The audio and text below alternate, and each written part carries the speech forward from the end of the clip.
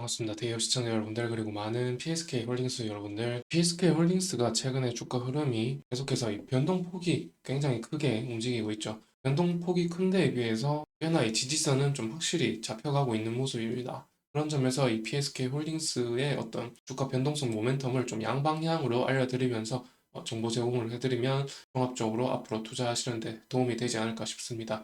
그러면은 영상을 보시기 전에 구독이 되어 있지 않다면 구독부터 해주시면 좋겠죠. 제가 PSK 홀딩스 관련해서 영상을 세 번째 촬영을 하고 있거든요. 그런 점에서 이 PSK 홀딩스의 제품 관련해서는 이미 충분히 많은 설명을 드렸거든요.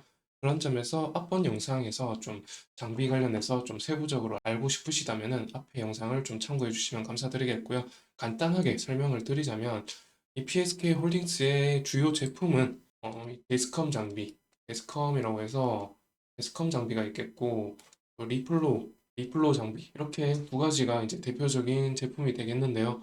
거의 뭐 매출 비중은 이 데스컴이 45% 정도 가져가고 있고요. 그리고 리플로우는 거의 35% 정도 매출 비중을 보여주고 있습니다. 그래서 이 토탈 80% 정도 매출 비중을 보이고 있고요. 그만큼 이 PSK 홀딩스의 주력 제품이라고 보시면 되겠고, 고객사에는 SK 하이닉스라든가 삼성이라든가 이런 IDM 업체들이 있습니다. 그리고 이 데스컴 장비는 스컴이 찌꺼기라는 뜻입니다. 스컴이 찌꺼기라는 뜻이기 때문에 이 D가 붙으면서 이 찌꺼기를 없애는 역할을 한다. 이렇게 보시면 되겠고, 이게 지금 TSV 공정이죠. TSV 공정으로 스로우 실리콘 비아라고 해서 여기에 구멍을 뚫어서 전기적인 신호를 연결하기 위해서 펌핑을 하고 여기에 비아를 내는 이러한 공정을 TSV 공정이라고 하는데, 이 비아에 찌꺼기가 생기죠. 구멍을 뚫으면 찌꺼기가 생기기 때문에 이거를 스컴이라고 하고요. 이 스컴을 씻어낸다 라고 생각하시면 되겠고요. 그리고 리플로우 장비에는 뭐 플럭스라는 방식과 플럭스 리스라는 방식이 있겠습니다. 이 플럭스 리스 말 그대로 이제 플럭스가 생성되지 않는다 라고 해서 플럭스 리스라고 하는데, 환경적으로 많이 좋지 않은 찌꺼기가 되겠는데요. 그래서 이런 플럭스가 생성되지 않는 방식을 플럭스 리스라고 하고, 그래서 이 플럭스 리스 방식을 사용함으로써 이 친환경 관련주로도 조금 엮일 수가 있겠습니다.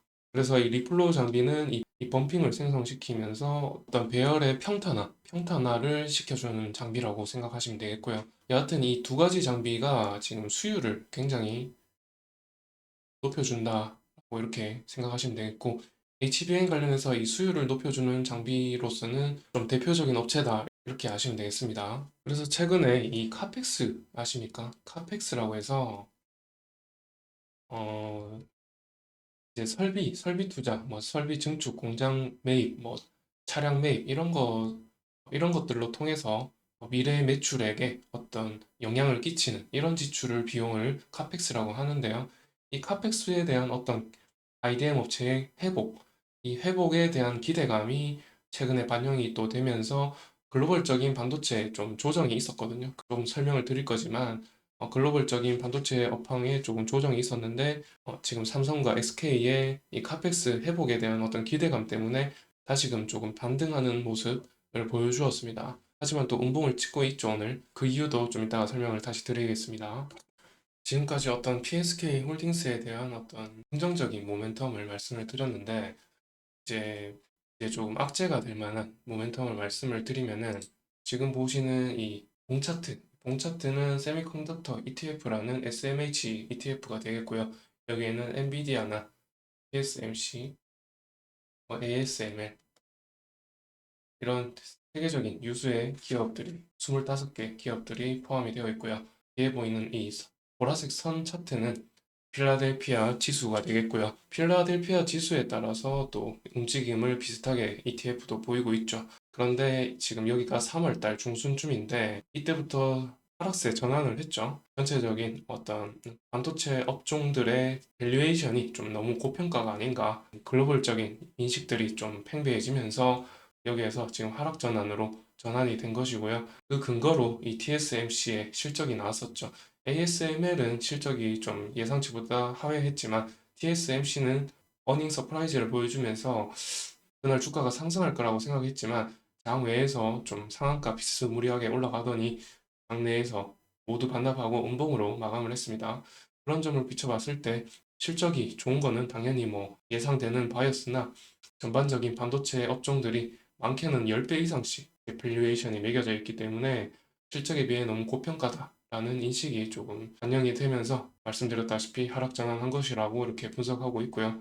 그런 점에서 지금 이런 글로벌적인 업체들의 밸류에이션 평가 영향이 우리나라 코스피 코스닥의 이 반도체 업종들에게도 영향을 미치고 있거든요. 그대로 미치고 있어서 이런 글로벌 반도체 ETF를 참조를 꼭 하시라는 말씀을 드리는 거고요.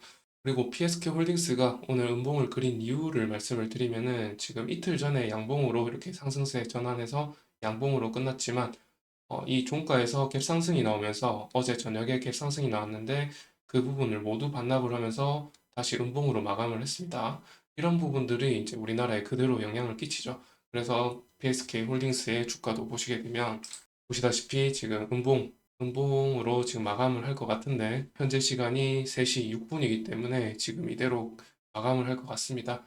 여하튼 지금 그 PSK 홀딩스 자체가 종목 자체가 너무 좋은 종목이기 때문에 반도체 지수가 그렇게 영향을 끼치진 않습니다. 그렇게 끼치진 않지만 반도체 지수가 음봉을 나오면서 같이 음봉을 나오는 이런 연결고리는 조금 유념하시라는 말씀을 드리는 거고요. 그리고 원래는 이 4월 13일에 이스라엘과 이란이 어떤 교전이 있었죠. 그런 교전이 있은 날이 지금 이쯤인데 이 4월 13일 근처에서도 계속해서 양봉을 그리면서 상승했던 모습을 보면은 그닥 전쟁 이슈도 PSK 홀딩스에는 별로 영향이 없었다라는 말씀을 드릴 수가 있겠고 그럼에도 이 악재가 될 수 있는 이런 전쟁 이슈를 안 다뤄드릴 수는 없거든요. 어떻게 교전이 전면전으로 벌어질 수도 있기 때문에 그 부분도 한번 말씀을 드리면은 4월 13일쯤에 이스라엘과 이란이 교전을 벌이면서 좀 전면전으로 확대될 수도 있다. 이런 인식이 좀 생기면서 유가도 상승했었고, 유가가 상승하니까 환율도 올라가죠. 환율도 올라가고, 또 이렇다 보니까 원자재 가격 올라가고, 소비자 물가도 올라가죠. 전체적으로 우리한테 별로 좋지 않은 지표들이 모두 올라간다라는 인식에 아까 보셨던 ETF도 물론 밸류에이션의 재조정 이런 영향도 있었겠지만 이런 경제 지표에 다른 하락 요인도 있었다. 이 두 가지 요인이 가장 크게 이제 작용을 한 것이겠죠.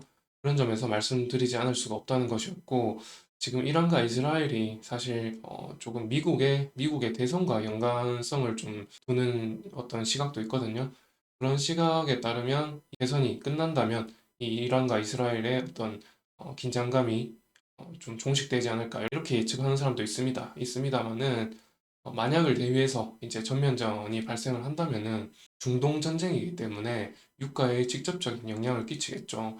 우리는 유가가 상승을 하게 되면 물론 이제 수혜를 받는 종목도 있겠습니다만은 대부분의 종목에 악영향을 끼칩니다. 그렇기 때문에 이 반도체 특히나 이 경기 민감주 아니겠습니까? 경기 민감주는 특히나 영향을 크게 미치기 때문에 그런 점에서 이제 말씀을 드리지 않을 수가 없다는 것이고 SK 홀딩스의 어떤 주가 하락의 모멘텀이 될 수가 있다. 이런 부분을 말씀을 드리는 거죠. 그래서 차트를 보시면서 마지막으로 말씀을 드리면은 처음에 말씀드렸던 지지선 구간이 이제 이 빨간 선, 21일선인데요. 이 빨간 선을 기준으로 좀 지지를 잘 해주고 있다라는 말씀을 드리면서 그러면 앞으로의 이 방향성은 확실히 예측할 수는 없겠지만 이 양봉과 음봉이 긴 꼬리를 달고 있고 지금 이 밴드 안에서 상단 터치하고 중심선을 터치하고 또 상단 터치하고 중심선 터치하고 이런 식으로 지금 우상향하고 있었는데 이 상승 각도가 지금 보시면 점점 기울기가 내려가고 있습니다. 상승보다는 하락에 무게를 두시고 조금 조심스럽게 투자하시는 게 좋겠다는 말씀을 드리고요. 앞서 말씀드린 것들 모두 종합하셔가지고 충분히 잘 정리하셔서 투자하시는데 참고를 하시면 좋겠습니다.